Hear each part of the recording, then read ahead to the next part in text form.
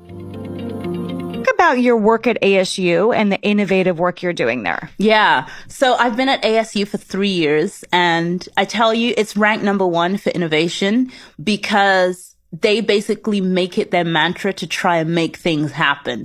So whereas a lot of places you work or you go to, you have an idea and then there's like a barrier. At ASU, they actively try to bring down those barriers.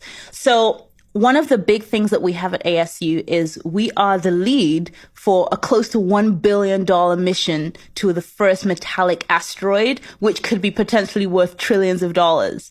So I think when they decided, okay, we could be opening up a new space economy worth trillions of dollars, we probably need a lawyer around. But they could have taken some kind of capitalistic, but they took an African space lawyer because it's kind of like, okay, if we're going to unearth this new global economy, we should think about who benefits. We should think about who is at the table. And probably an African space lawyer might have a different kind of insight about what equity means, about what fairness means, about what justice means.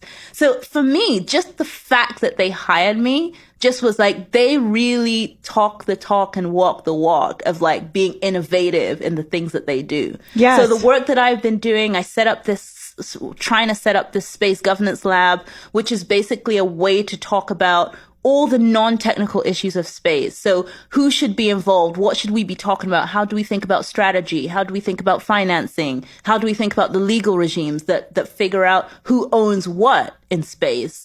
Or one of the newest projects I'm working on is how do we bring down this very global concept of space right down to the local economies? And this is one of the reasons I was really interested to talk to you and do something in Arizona, because yes, I've been very global, but I really believe in the mantra, think global, act local. So like, yes, it's great to have this global mindset, but if your neighbor doesn't benefit, what's the point, right?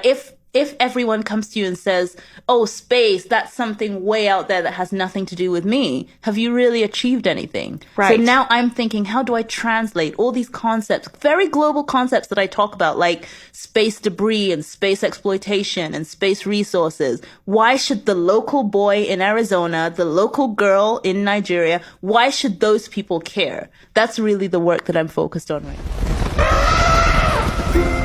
Adopt Technologies' The Elephant in the Room podcast brings you gigantic tech stories that inspire.